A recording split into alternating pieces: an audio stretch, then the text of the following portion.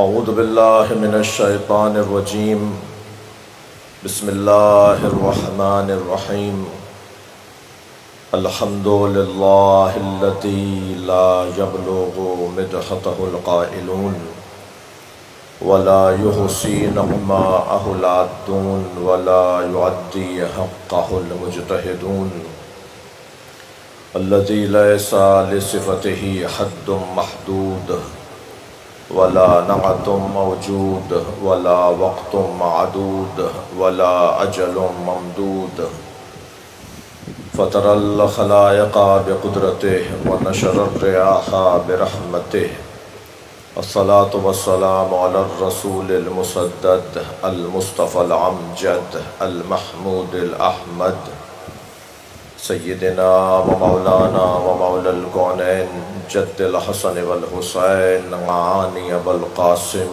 محمد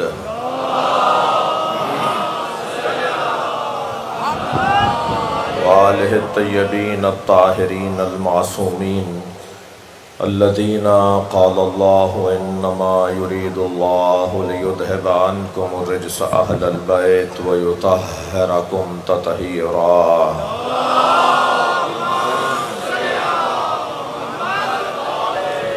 وَلَعْنَةُ اللَّهِ عَلَىٰ أَعْدَائِهِمْ أَجْمَعِينَ مِنْ يَوْمِ عَدَاوَتِهِمْ إِلَىٰ قِيَامِ يَوْمِ الدِّينِ أَمَّا بَعْدُ قَالَ الْحَكِيمُ فِي قُرْآنِ الْكَرِيمِ بِسْمِ اللَّهِ الرَّحْمَٰنِ الرَّحِيمِ وَلَوْ اتَّبَعَ الْحَقُّ أَهْوَاءَهُمْ لَفَسَدَتِ السَّمَاوَاتُ وَالْأَرْضُ وَمَنْ فِيهِنَّ صلوات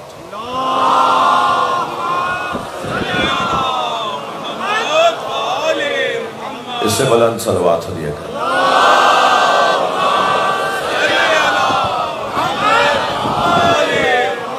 سورہ مبارکہ المومنون آیت نمبر 71 پروردگار عالم اپنے اس کلام میں حق کا تعارف کروا رہا ہے، حق کی علامت بیان کر رہا ہے، حق اپنی نشانی کے ساتھ رہتا ہے، حق اپنی علامتوں کے ساتھ جیتا ہے، حق کو یہ کہنا نہیں پڑتا کہ میں حق ہوں،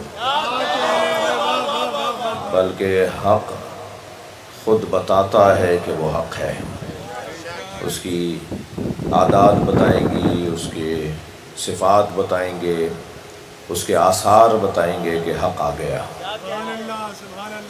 اور جب حق اپنے جلوے کو، اپنی تجلی کو، اپنے ظہور کو اور اپنے روب کو ظاہر کرتا ہے تو وہ اکیلا بھی ہو تو لاکھوں پر غالب ہوتا ہے،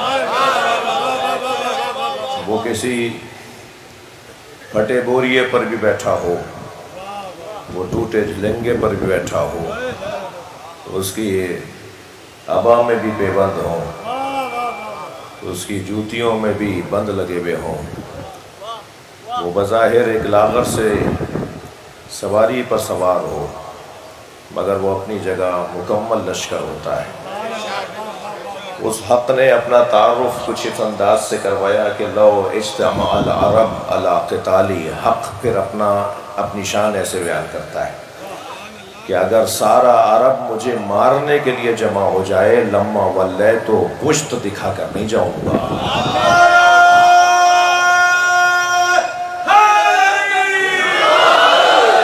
عزیزان گرامی، پروردگار عالم اس سائے کریمہ میں اس وجود نازنین کا اور اس وجود حق کا تعارف کروا رہا ہے۔ نشانی یہ ہے کہ وَلَوْ اتَّبَعَ الْحَقُّ أَهْوَاءَهُمْ، اگر حق نے ان کی خواہشات کی پیروی کر لی ہوتی لَفَسَدَتِ السَّمَاوَاتُ وَالْأَرْضُ وَمَنْ فِيهِنَّ، تو آسمانوں اور زمینوں میں اور جو کچھ ان کے درمیان ہے وہ سب تباہ ہو جاتا، مگر زمین رکی ہوئی ہے، آسمان ٹھہرا ہوا ہے، یہ پوری کائنات اپنے تمام تر آب و تاب کے ساتھ سانس لے رہی ہے، تو ماننا پڑے گا کہ قاعدے کے مطابق حق نے کسی کی خواہشات کی پیروی نہیں کی۔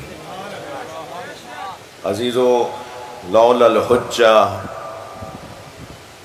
اگر حجت خدا نہ ہو لساخت الارض علی اہلہا، تو اگر حجت خدا نہ ہو تو زمین اپنے اہل کو کھا جائے۔ یہ زمین پھٹ پھٹ کر اپنے اہل کو نہیں کھا رہی، اس کا مطلب یہ ہے کہ کوئی اس کا صاحب ہے، کوئی اس کا مالک ہے، کوئی اس کے اوپر حجت خدا ہے، اس کی بقا کا ضامن کوئی ہے۔ کسی کی وجہ سے زمین ٹھہری ہوئی ہے، کسی کے سبب سے یہ امن و امان باقی ہے۔ لہذا کل تک کی گفتگو یہ رہی کہ وہ جو حق ہے وہ ہمیشہ سربلند رہتا ہے، اس کے انتخاب کا حق اسی کو ہے جو اس کا خالق ہے۔ اس کا انتخاب وہ لوگ نہیں کر سکتے کہ جو کسی کے دل کے حال سے آشنا نہ ہو۔ میں لفظوں کو اور بہتر کرتا ہوں، کیوں ہم امام کا انتخاب نہیں کر سکتے؟ ہم اپنے لیے اپنا رہنما کیوں نہیں چن سکتے؟ ہم اپنا ہادی خود سے کیوں نہیں منتخب کر سکتے؟ ہمیں حق کیوں نہیں ہے کہ ہم اپنا الہ خود طے کر لیں کہ ہمارا اللہ کون ہے؟ ہمیں حق کیوں نہیں ہے کہ ہم ہادی مطلق اللہ کو منتخب کر لیں؟ ہمیں یہ حق حاصل نہیں ہے۔ بات ہو چکی، میں اپنے روز آنے والے دوستوں کے وقت کو اس مضمون پہ دوبارہ مکررن نہیں روکنا چاہوں گا۔ اللہ کے نبی کا انتخاب بھی ہمارا کام نہیں ہے، ہم نبیوں اور رسولوں کو منتخب نہیں کر سکتے۔ پھر جیسے ہم نبیوں کو منتخب نہیں کر سکتے، رسولوں کا انتخاب ہم نہیں کر سکتے، اللہ رسول کے اس مفہوم انتخاب کے بعد ہم نبی کے جانشین کا انتخاب بھی خود نہیں کر سکتے۔ ہمیں یہ اختیار نہیں ہے۔ قرآن مجید میں ایک آدھ دو دفعہ نہیں بلکہ اللہ کا قاعدہ قانون یہی ہے، اس نے بار بار اس بات کا ذکر کیا ہے کہ حتیٰ اگر ظاہری طور پر بادشاہ اور حاکم، جبکہ وہ معصوم، حضرت طالوت معصوم تھے، حضرت طالوت نبی تھے، رسول تھے، یہ طے ہے کہ وہ رسول نہیں تھے، وہ نبی نہیں تھے، وہ معصوم نہیں تھے، مگر ایک نبی کی طرف سے ان کی نبوت میں ایک حاکم کا انتخاب ہو رہا تھا۔ تو نبی کی جانب سے ایک حاکم کے انتخاب کا بھی اللہ نے اس نبی کو انتخاب کرنے کا حق نہیں دیا تھا۔ اللہ نے کہا تھا کہ تم کہہ دو کہ میری جانب سے یہ تمہارا حاکم ہے، جبکہ وہ نہ نبی ہے۔ صلوات پڑھیں ذرا محمد و آل محمد۔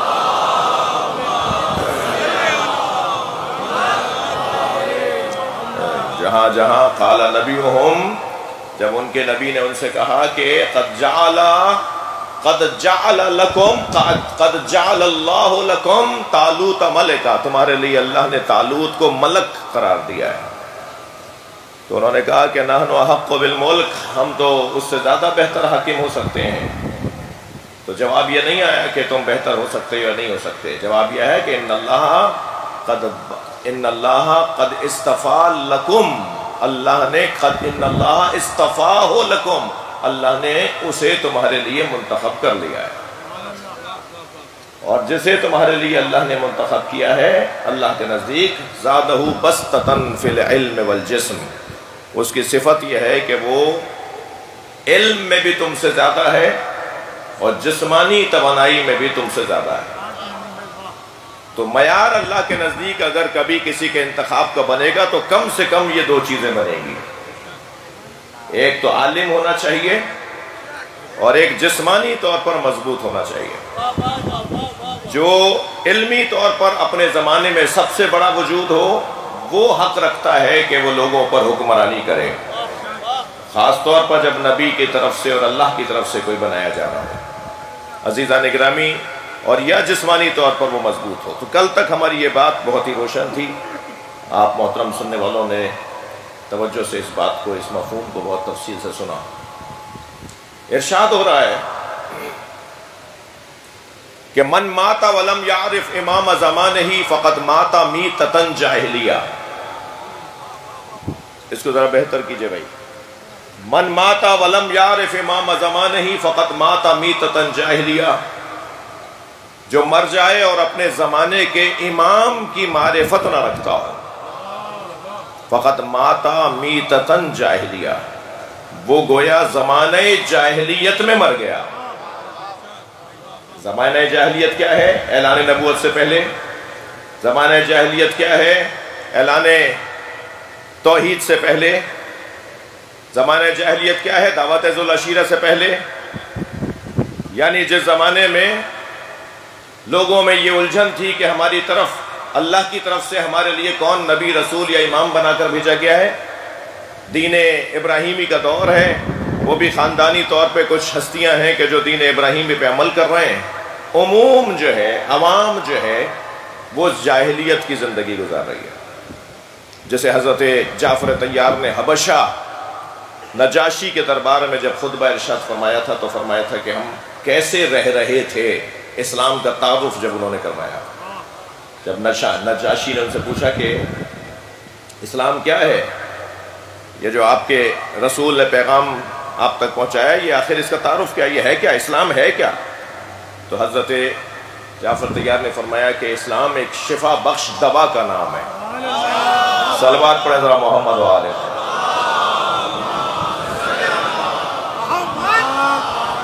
فرمایا کہ ہم ذرا سی بات پر، معمولی سی بات پر صدیوں سال ہائے سال ایک دوسرے کا خون بہاتے رہتے تھے. ہمارے ہاں بیٹیوں کو ذلیل، خواتین کو حقیر جانا جاتا تھا. ہمارے ہاں پڑوسیوں کے لیے کوئی حقوق نہیں تھے. ہم ایک دوسرے کے لیے موت بن کر ایک دوسرے کے ساتھ رہتے تھے. کوئی تہذیب، کوئی اقدار، کوئی اخلاقیات ہمارے یہاں حاکم نہیں تھے. ہم بظاہر انسان کہلاتے تھے مگر ہمارے ہاں جانوروں سے زیادہ بے ہنگمی تھی اور حیوانیت کا دورہ تھا. ایسے میں ایک وجود سامنے آتا ہے اور اس نے آ کر کہا میں اللہ کا رسول ہوں اور اللہ نے تمہارے لیے مجھے بھیجا ہے اور اللہ نے تمہارے لیے مجھے یہ کہہ کر بھیجا ہے. پھر اس پر قرآن کی آیات نازل ہونے لگیں اور پھر اس نے ان آیات کو پڑھ کر ہمیں آدمی اور گوشت کے لوٹھڑے سے انسان بنا ڈالا. تو وہ جو زمانے جاہلیت جو ابھی، صلوات پڑھیں ذرا محمد و آلہ.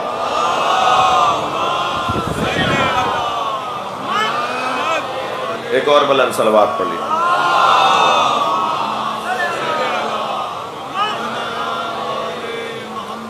اس سے بلند صلوات.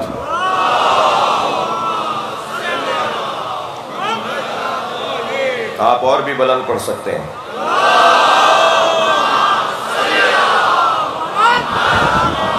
ماشاءاللہ بہت بڑا مجمع ہے، مکمل تقریباً شرکت بھرپور ہے. اس سے اور بلند صلوات.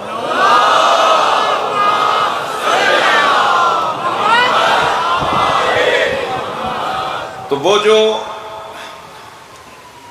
امام جس کی معرفت کے بغیر گویا مرنے والا، وہ جاہلیت کی موت مر رہا ہے، گویا زمانہ جاہلیت کی موت مر رہا ہے. من ماتا ولم یعرف امام زمانہ فقط ماتا میتۃ جاہلیہ. میرا محترم، میرا متوجہ مجمع، آپ کو ایک جملہ ہدیہ کرنے جا رہا ہوں. من ماتا ولم یعرف ہے. معرفت کے لیے ظہور ضروری نہیں ہے. جو آواز آتی ہے نا کہ صاحب معرفت پھر کیسے حاصل کرو گے جب وہ ہے ہی نہیں، تمہیں نظر نہیں آ رہے، تمہاری ملاقاتیں نہیں ہو رہی. معرفت کی بات ہو رہی ہے، زیارت کی بات نہیں ہو رہی.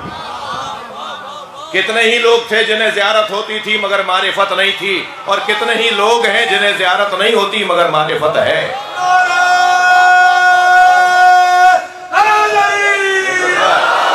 یہ ہو سکتا ہے کہ اگر ہمیں زیارت نہ ہو تو اس کی ہمیں معرفت حاصل ہو جائے. ہم اپنے امام، ابھی پچھلے محرم کے بعد اور اس محرم کے درمیان عالمی سطح پر ایک شخصیت کی رحلت ہوئی، اور اس کے بعد بعض لوگوں نے ہمارے درمیان ہی شک و شبہات کو ڈالنا شروع کیا کہ امام تو حاضر ہوتا ہے، امام کو تو حاضر ہونا چاہیے. امام کا حاضر ہونے کا کیا مطلب ہے؟ دو جملوں میں اپنے محترم مجمع کو متوجہ کرنا چاہوں گا، خاص طور پر جوانوں کو متوجہ کرنا چاہوں گا۔ ہمارا امام حاضر ہے، ظاہر نہیں ہے۔ حاضر ہونا اور ہے، ظاہر ہونا اور ہے۔ اتنا بڑا مجمع یہاں حاضر ہے یا نہیں؟ سب مجھ پہ ظاہر نہیں ہے؟ تھوڑی گردن ہلانا بات جا رہی ہو تو۔ اتنا بڑا مجمع یہاں حاضر ہے یا نہیں؟ سب ایک دوسرے پہ ظاہر نہیں ہے۔ جو حاضر ہو ضروری نہیں ہے وہ ظاہر بھی ہو۔ ہمارا امام حاضر ہے، ظاہر جب ہوگا جب ہم پہچاننے لگ جائیں گے۔ میں زیادہ اس موضوع پر بات نہیں کرنا چاہتا، ممبر عمومی ہے، سب کو جوڑنے کا کام اس ممبر کا کام ہے، لیکن صرف اتنا کہتا ہوا آگے بڑھوں گا کہ مکتب چلانا اور ہے، کمپنی چلانا اور ہے۔ یہ مکتب ہے جسے مکتب اہل بیت کہا جاتا ہے۔ صلوات ہدیہ کریں محمد و آل محمد۔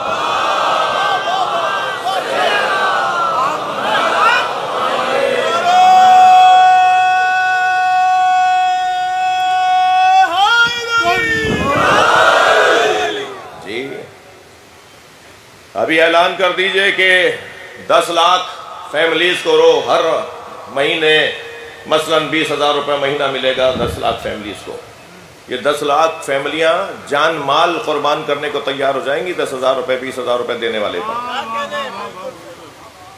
کمپنی اور ہے بھائی، تنخواہیں اور ہیں۔ صلوات پڑھیں ذرا محمد و آل محمد۔ اللہم صلی علی، اللہ کرے میری بات گئی ہو، اس سے بلند صلوات پڑھیں۔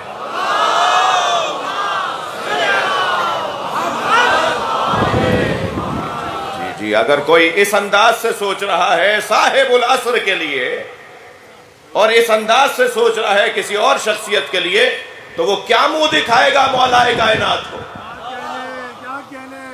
کیا مولا کائنات کے زمانے میں بھی ایسا ہی تھا؟ جی کہا شام کے حاکم سے،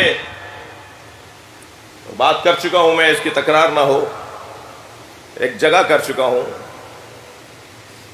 کہ کتنے لوگ تمہاری اطاعت کرتے ہیں؟ کہا کہ یہ سب میری اطاعت کرتے ہیں۔ کہا کیسے طے ہوگا کہ تمہاری اطاعت کرتے ہیں؟ حکم نامہ جاری کر دیا کہ آج کے بعد، معاف کیجئے گا مجھے یہ تاریخ کا عجیب صفحہ ہے، آج کے بعد کدو ایک سبزی ہے، کدو کو قبلہ رخ لٹا کر اللہ اکبر کہہ کے چھری سے ذبح کر کے کھایا جائے گا۔ جب تک کہ کدو کو جانوروں کی طرح ذبح کر کے نہیں کھاؤ گے، اس کا کھانا حرام ہے۔ سارے مملکت نے ایسا کرنا شروع کر دیا، اور جب سب جگہ ایسا ہونے لگا تو کہنے لگا دیکھو میری کتنی اطاعت ہوتی ہے۔ اور یہ خبر جب میرے مولا علی تک پہنچی تو حضرت نے فرمایا جیسے کدو تم پہلے کھاتے تھے ایسے ہی کھاؤ، مگر ہوشیار رہو کہیں شیطان تمہاری عقل کو ذبح نہ کر دے۔ بھائی صلوات پڑھیں ذرا محمد و آل محمد۔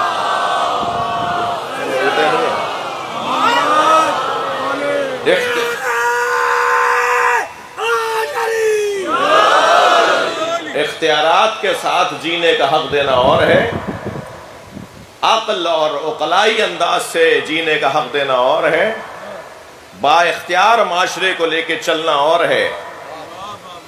من ماتا ولم یعرف امام زمانہ فقط ماتا میتۃ جاہلیہ، جو مر جائے اور اپنے زمانے کے امام کی معرفت نہ رکھتا ہو وہ گویا جاہلیت کی موت مرا۔ جی بلائی مجمع ہے، فضائل کا مزاج رکھنے والا مجمع ہے۔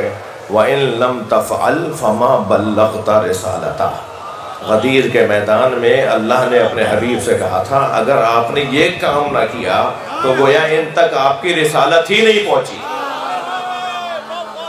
یعنی جن تک یہ بات نہ پہنچے جو آپ کہنے جا رہے ہیں سرکار، اگر یہ والی بات نہیں پہنچی، یہ بات نہیں پہنچائی، آپ نے یہ پورا عمل نہیں کر کے دکھایا، تو گویا کیا ہوا؟ فما بلغت رسالتہ، گویا ان تک رسالت ہی نہیں پہنچی۔ اس آیے کریمہ میں ایک پیغام تو یہ ہے کہ جن تک ولایت علی نہ پہنچے ان پہ رحم کھاؤ، ان پہ مہربانی کرو، ان سے محبت کرو، ان تک محمد الرسول اللہ پہنچاؤ۔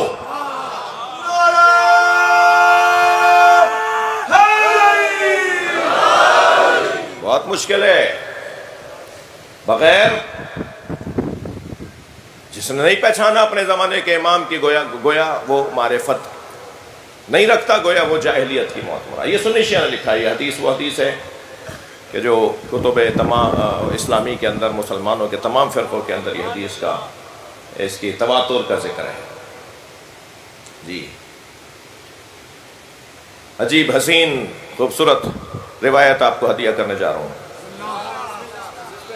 سورہ مبارکہ زاریات کی 54ویں آیت کی تفسیر پوچھی گئی میرے مولا امام حسین علیہ السلام سے.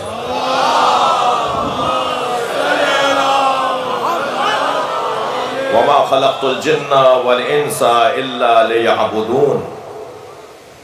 تھکے ہوئے تو نہیں ہے؟ سن رہا ہے میرا محترم مجمع؟ وَمَا خَلَقْتُ الْجِنَّ وَالْإِنسَ إِلَّا لِيَعْبُدُونَ.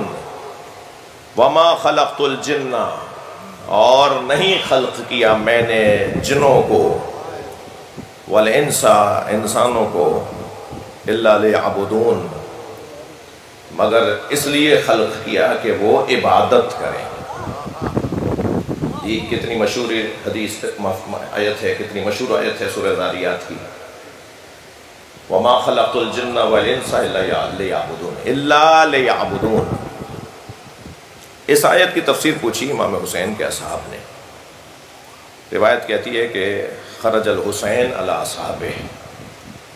حضرت نے فرمایا کہ میں سب کو جمع کروں، میں کچھ خطاب کرنا چاہتا ہوں. جب سب جمع ہوئے تو حضرت نے پھر خطاب ارشاد فرمایا کہ ما خلق اللہ خلقا الا لیعرفوہ. اللہ نے کسی بھی مخلوق کو خلق نہیں کیا مگر اس لیے تاکہ وہ اللہ کی معرفت حاصل کرے. وما خلقت الجن والانس الا لیعبدون کی تفسیر فرما رہے ہیں امام حسین. ما خلق اللہ خلقا الا لیعرفوہ. اللہ نے کسی کو خلق نہیں کیا مگر اس لیے کہ وہ اللہ کی معرفت حاصل کرے. اذا عرفوہ، امام حسین فرما رہے ہیں اذا عرفوہ عبدوہ، جب وہ پہچان لیں گے تو اللہ کی عبادت بھی کریں گے. وَإِذَا عَبَدُوهُ اسْتَغْنُوا عَنْ عِبَادَتِ غَيْرِ اللَّهِ، اور جب وہ اللہ کی عبادت کرنے لگیں گے تو غیر خدا کی عبادت سے مستغنی ہو جائیں گے. قام رجل فقال بِأَبِي أَنْتَ وَأُمِّي يَا ابْنَ رسول اللہ. ان اصحاب میں سے ایک صحابی کھڑے ہو گئے اور آواز دے کر کہا میرے ماں باپ آپ پر فدا ہے فرزند رسول. فَبِمَا مَعْرِفَةُ اللَّهِ، معرفت اللہ کیسے ہوگی، اللہ کی معرفت کیسے حاصل ہوگی؟ تو حضرت نے فرمایا معرفتو. اب وہ جو مضمون ہمارا مضمون اور اس کے اوپر استدلال کے طور پر میں یہ روایت لے کر آیا امام حسین کی. فرماتے ہیں معرفتو اہل کل زمان امامہم. ہر شخص اپنے زمانے کے امام کو پہچان لے تو گویا اللہ کی معرفت حاصل کرے. جی الذی تجب طاعتہ. اب یہاں اپنے زمانے کے ہر شخص اپنے زمانے کے امام کو پہچان لے تو گویا اس نے اللہ کی معرفت حاصل کر لی. امام کو پہچاننے کا کیا مطلب ہے؟ پہلے امام علی علیہ السلام، دوسرے امام حسن علیہ السلام، تیسرے امام حسین علیہ السلام. اسے معرفت کہتے ہیں. 12 اماموں کے نام یاد کر لیے، کیا یہی کافی ہے؟ یہ معرفت نہیں ہے. الذی تجب طاعتہ. امام کی معرفت کا مطلب یہ ہے کہ اپنے اوپر اس امام کی اطاعت کو واجب سمجھے. صلوات پڑھیں ذرا محمد و آل محمد.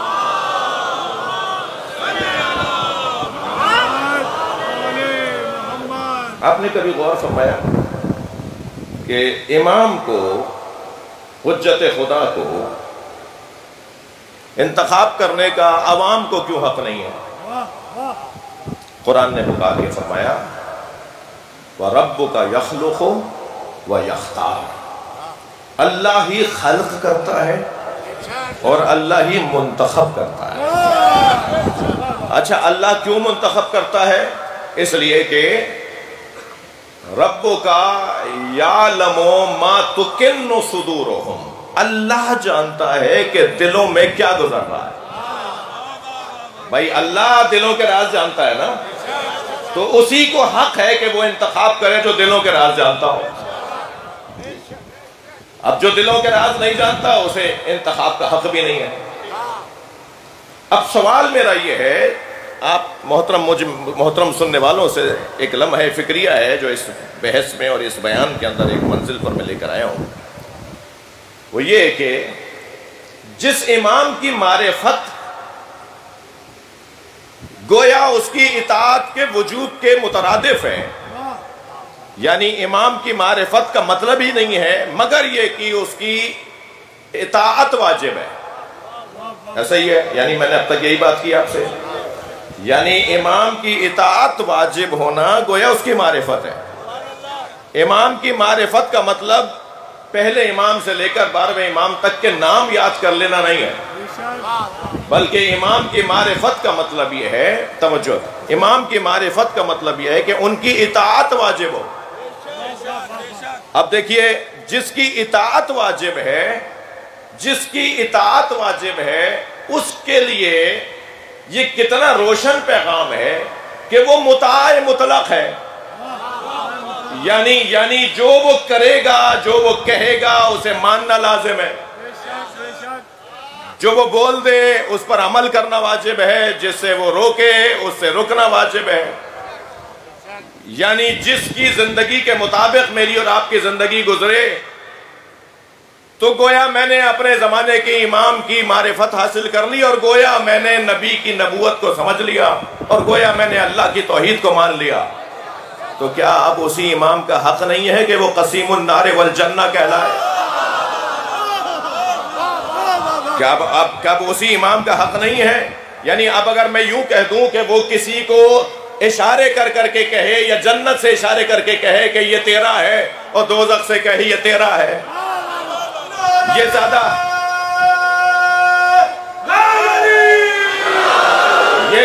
آسان کام ہے یا یہ زیادہ مشکل کام ہے کہ اس کی اطاعت کے ذریعے سے جنت کا راہی بنے، اس کی اطاعت کے نہ کرنے پر لوگ دوزخ کی طرف چلے جائیں؟ مجھے امام شافعی کے وہ 4 مصرے یاد آ رہے ہیں جس میں وہ فرماتے ہیں علی حبہ جنہ۔ اب آپ دیکھیے 2 مصروں میں انہوں نے جیم نون تے کو 3 دفعہ استعمال کیا ہے، اور تینوں مرتبہ علیحدہ مطلب میں استعمال کیا ہے۔ علی حبہ الجنہ، علی حبہ جنہ، علی وہ ہے جس کی محبت دوزخ کی ڈھال ہے۔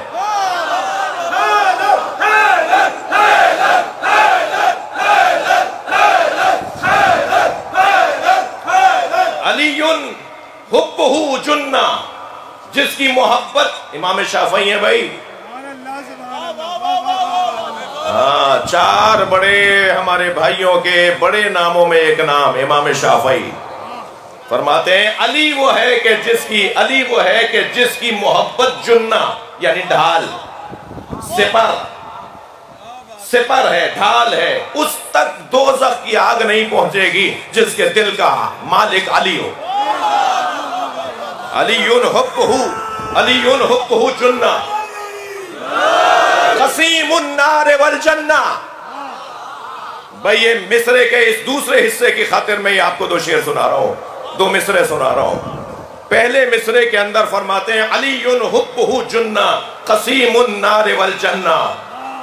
امام شافعی نے فرمایا ہے کہ علی جنت و دوزخ کا بانٹنے والا ہے، ان کی اطاعت کرو گے تو جنت، ان سے بغاوت کرو گے تو دوزخ۔ میرے مولا امام علی رضا علیہ السلام صلوات ہدیہ کریں مولا کی ذات۔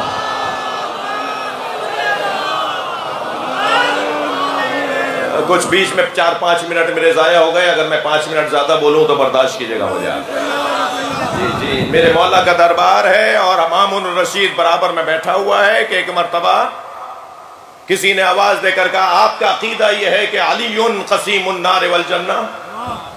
میرے مولا رضا نے فرمایا ہمارا عقیدہ ہی نہیں ہے، یہ فرمان مصطفیٰ ہے۔ یا علی انت قسیم النار والجنہ، یا علی تم جنت و دوزخ کے تقسیم کرنے والے ہو۔ تو مامون الرشید کی آواز آئی، سوال تو کسی اور نے کیا تھا مگر مامون الرشید کی برابر سے آواز آئی، اے فرزند رسول یہ حدیث مجھے سمجھ میں نہیں آتی۔ حضرت نے فرمایا تمہیں یہ حدیث سمجھ میں نہیں آتی تو میں ایک اور حدیث سناتا ہوں جو اس حدیث کو سمجھائے گی۔ ہاں جیسے قرآن کی ایک آیت دوسری آیت کی تفسیر کرتی ہے نا، ایسے نبی کی ایک حدیث دوسری حدیث کی تشریح کرتی ہے۔ حضرت نے فرمایا تمہیں یہ حدیث سمجھ میں نہیں آتی کہ علی جنت و دوزخ کے تقسیم کرنے والے ہیں، تو یہ حدیث تو سمجھ میں آتی ہے نا کہ سرکار نے فرمایا یا علی حب کا ایمان و بغض کا کفر۔ یا علی تم سے محبت کرنا ایمان ہے، تم سے محبت کرنا ایمان ہے، تم سے نفرت کرنا کفر ہے۔ جو علی سے محبت کرے گا مومن ہے، جنت میں جائے گا، جو علی سے نفرت کرے گا کافر ہے، دوزخ میں جائے گا۔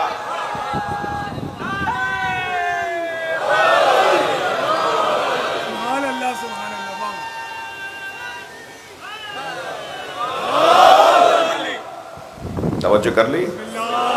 فرماتے ہیں علی حبہ جنہ قسیم النار والجنہ وسیع المصطفیٰ حقا امام الانس والجنہ۔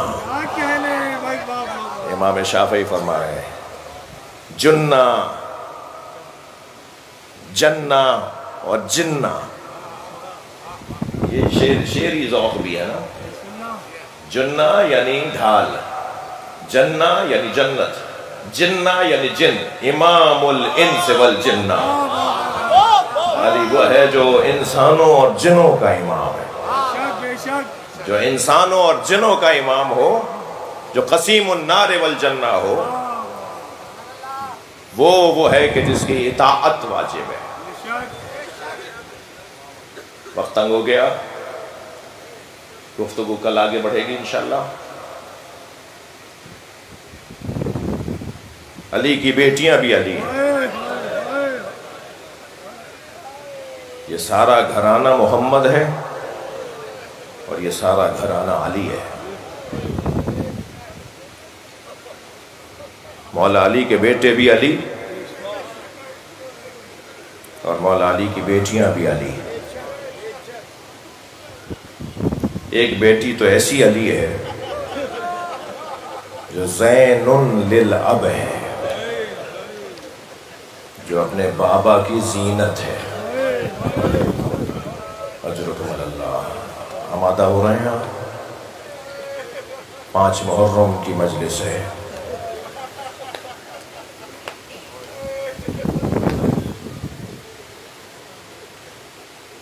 تین سال کا سن ہے جناب زینب کا۔ نبی روزانہ نماز فجر کے بعد در زہرہ پر اہل بیت کو سلام کرنے آتے ہیں، السلام علیکم یا اہل بیت النبوہ، اور کوئی نہ کوئی دروازہ کھولتا ہے اور نبی کا استقبال کرتا ہے۔ آج کیا ہوا؟ دروازہ کھلا تو زینب کھڑی تھی۔ بی بی کی عمر اس وقت 3 سال ہے۔ دروازہ کھلا، سامنے زینب کو دیکھا، پیشانی کا بوسہ دیا، فرمایا بیٹا زینب تم دروازے پہ کیوں آئی ہو؟ کہ نانا اماں زہرا نے کہا ہے جا کے نانا کا استقبال کرو، میں نے رات کو خواب دیکھا ہے، میں نانا اماں سے تعبیر پوچھ رہی تھی تو اماں نے فرمایا نانا آنے والے ہیں، نانا تعبیر بتائیں گے۔ نبی سامنے بیٹھ گئے، زینب میری لال بتاؤ تم نے کیا دیکھا ہے؟ فرمایا نانا میں نے خواب میں دیکھا ہے ایک صحرا ہے، ایک بیابان ہے، اس میں میں تنہا ہوں۔ اجرکم اللہ، اجرکم اللہ، حق ہے ایسے بلند آواز سے رونے کا۔ نانا ایک صحرا ہے، میں اس میں تنہا ہوں، تیز آندھی چلتی ہے، اتنی تیز آندھی ہے کہ میرے پیر زمین سے اکھڑنے لگتے ہیں۔ مجھے ایک درخت نظر آتا ہے، میں نے اس کا سہارا لیا، مگر کچھ دیر کے بعد آندھی کے جھونکے سے وہ درخت بھی زمین سے اکھڑ گیا۔ اجرکم اللہ۔ نانا پھر مجھے دوسرا درخت نظر آیا، میں نے اس کا سہارا لیا، وہ درخت زمین سے اکھڑ گیا۔ پھر مجھے تیسرا درخت نظر آیا، میں نے اس کا سہارا لیا۔ تیز آندھی چلتی ہے، وہ درخت بھی زمین سے اکھڑ جاتا ہے۔ نانا دور دور تک کوئی سہارا نہیں تھا۔ نانا خواب یہاں مکمل ہو گیا ہوتا تو میں زحمت نہ دیتی۔ تیز آندھی چل رہی تھی، میرے سر سے چادر اتر گئی۔ نبی کی آنکھوں میں آنسو آ گئے۔ فرمایا زینب تمہارے 3 سہارے ہیں، تمہارا بابا علی تمہارا سہارا، تمہارا بھائی حسن تمہارا سہارا، تمہارا بھائی حسین تمہارا سہارا۔ زینب ایک بیابان ہوگا جسے کربلا کہتے ہیں، وہاں تمہارے سر سے چادر اتر جائے گی۔ رونے والوں میں آپ سے پوچھ لوں، جس زینب کے عباس جیسا بھائی ہو، اللہ آپ کو شام لے جائے، اللہ شام کے حالات میں بھی بہتری عطا فرمائے۔ جو وہاں عزاداری میں مسائل ہیں، اللہ ان عزاداروں کی غیب سے مدد فرمائے، مسلمانوں کو ہوش عطا فرمائے، سمجھداری عطا فرمائے۔ چلیے کچھ دیر کے لیے شام میرے ساتھ چلیے، اپنے ذہنوں کو لے چلیے۔ وہاں 2 بیویوں کے مزار ہیں نا، ایک جناب زینب کا مزار ہے اور ایک 4 سالہ بچی کا مزار ہے، جو امام حسین کے سینے پہ سوتی تھی تو اسے نیند آتی تھی۔ دونوں بیویوں کو سلام کرنے جائیں گے نا آپ انشاءاللہ۔ جب جناب زینب کو سلام کرنے جائیں نا تو زیارت نامہ ضرور پڑھیے گا۔ زیارت نامے کے پہلے صفوں پہ لکھا ہوا ہے، سلام ہو اس بیوی پر جسے 11 محرم کو بے کجاوا اونٹ پر بٹھایا جانے لگا تو اس نے نہر کی طرف رخ کر کے آواز دی، عباس تم نے مجھے مدینے میں سوار کیا تھا، اب زینب ہے، اجرکم اللہ اجرکم اللہ، کہ جسے کوئی کربلا میں سوار کروانے والا نہیں۔ بڑا جگر ہے اس بی بی کا۔ اس بی بی کے لقبوں میں ایک لقب ہے مصیبتوں کا کعبہ۔ جس کے گرد مصیبتیں طواف کر رہی ہو نا، اسے کہتے ہیں زینب کبریٰ۔ اللہ آپ کو اس کا اجر عطا فرمائے۔ اس بی بی کے پاس تو بہت کمائی ہے، سارے بچے اسی بی بی کے بچے ہیں۔ علی اکبر کو بھی تو اسی نے پالا ہے، عباس کے لیے بھی تو یہی سہارا اور یہی مربیہ ہے، یہی ماں بن کے رہی ہے نا۔ لیکن عزاداروں میرا دل کہہ رہا ہے کچھ دیر میرے ساتھ آ جائیے۔ 2 بچوں کا ماتم ہے، ایک کون کہتے ہیں، ایک کو محمد۔ دونوں شہزادوں کو میری بیوی نے تیار کر کے روانہ کیا، جاؤ جا کے ماموں پہ جان قربان کر دو۔ اور اون و محمد جب میدان کربلا میں اترے ہیں تو دونوں نے اس انداز سے اپنا جہاد کیا ہے۔ جب بھیجا تھا نا جناب زینب نے تو روانہ کرتے ہوئے فرمایا تھا کہ تم کیوں کہو کہ شیر خدا کے ولی کے ہیں، فوجیں پکار اٹھیں کہ نواسے علی کے ہیں۔ وہ لوگ بولیں کہ یہ کون آئے ہیں، انہیں پتہ چلنا چاہیے تمہاری تلوار سے کہ تم علی کے نواسے ہو۔ جہاد کرتے کرتے دونوں بچوں کی خبر آئی کہ دونوں بچے لڑتے لڑتے نہر فرات کے کنارے چلے گئے، تو بے چینی سے ڈیہڑی پر آ گئیں اور جناب فضہ سے کہا، فضہ عباس کو بلا لاؤ۔ جناب عباس آ کے کھڑے ہوئے، آقا زادی آپ نے مجھے یاد کیا، عباس بس اتنا جا کے ان بچوں کو آواز دے دو کہ اے اون و محمد تم لڑتے لڑتے جہاں چاہو جاؤ، مگر یاد رہے سکینہ پیاسی ہے، علی اصغر پیاسا ہے، میرا بھائی حسین پیاسا ہے، اجرکم اللہ۔ آپ نے گریہ کر لیا، مجلس ہو گئی عزادارو۔